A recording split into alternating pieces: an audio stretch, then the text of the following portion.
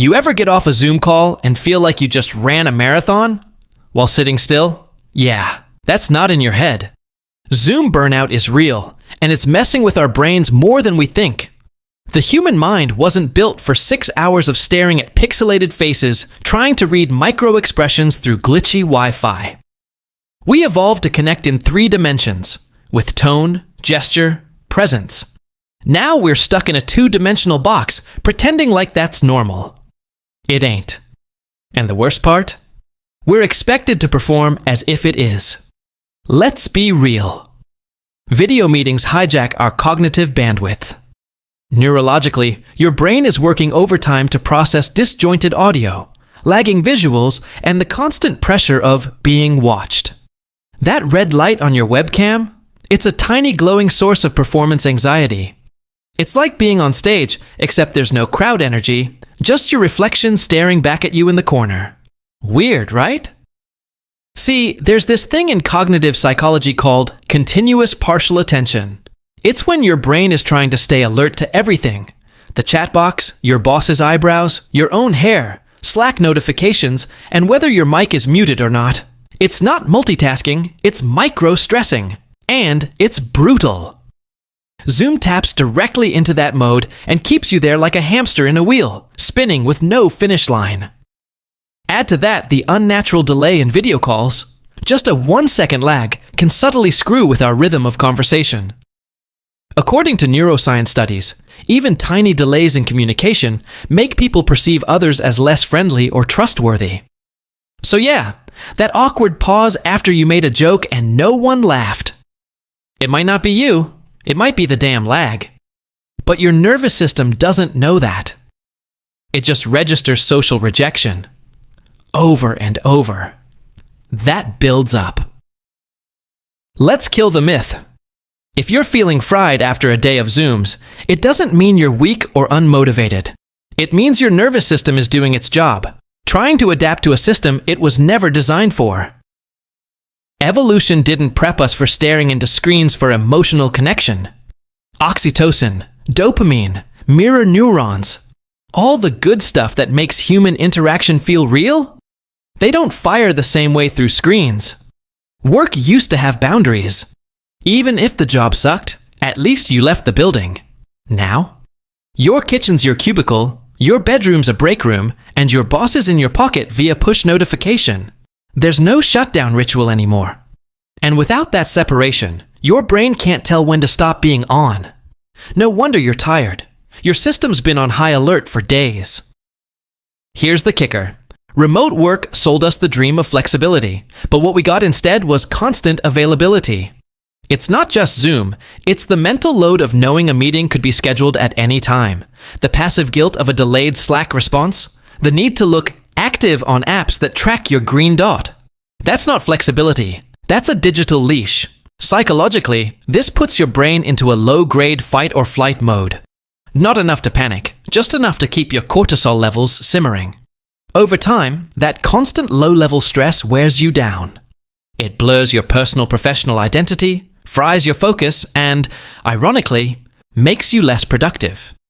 It's not that you can't handle work. You're just not meant to live inside it 24/7. Let's talk about the weird, silent pressure of Zoom face. You know, that polite, half-smiling, nodding expression we all wear like a mask while someone else is presenting? Yeah, that thing.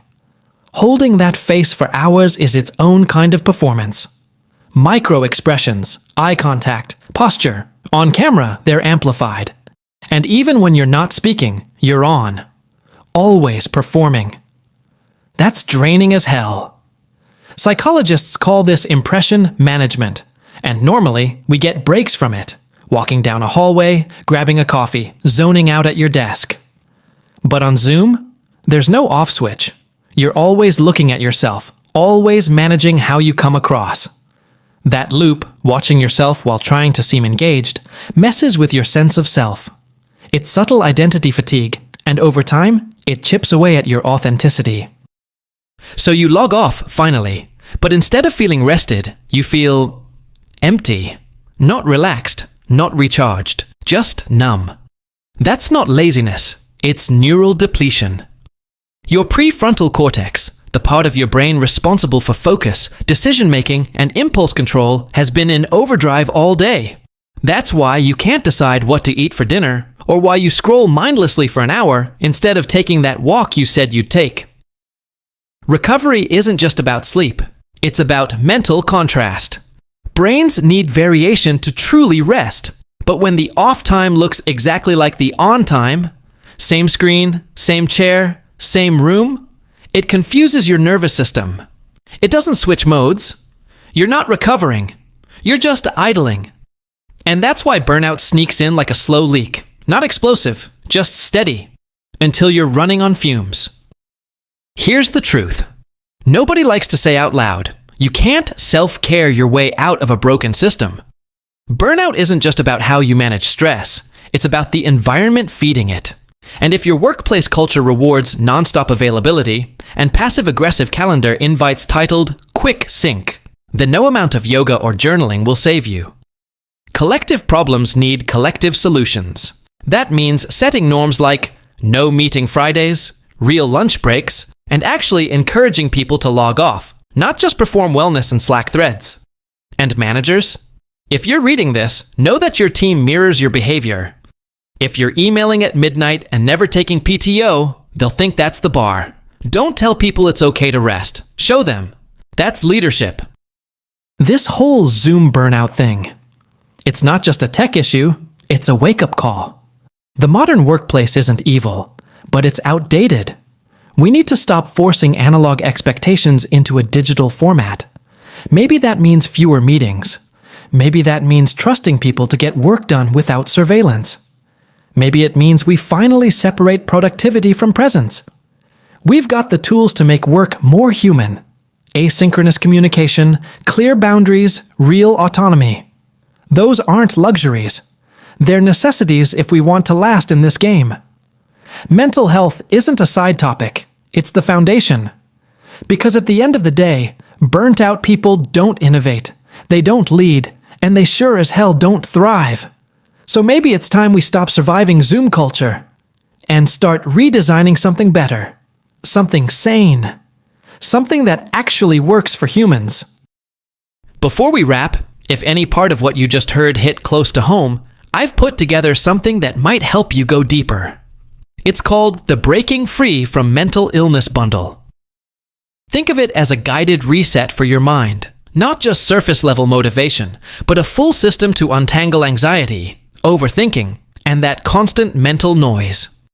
You'll get a reflective, mind-expanding ebook that talks to you like a wiser version of yourself, rooted in philosophy, neuroscience, and modern psych, but written in plain language that lands. Plus, 7 audio sessions with targeted affirmations and brainwave tracks designed to rewire your mental patterns while you rest. No fluff, just real inner work. If you've been stuck in your head and nothing's clicked yet, this might be the thing. Hit the link in the bio or description. Start the shift.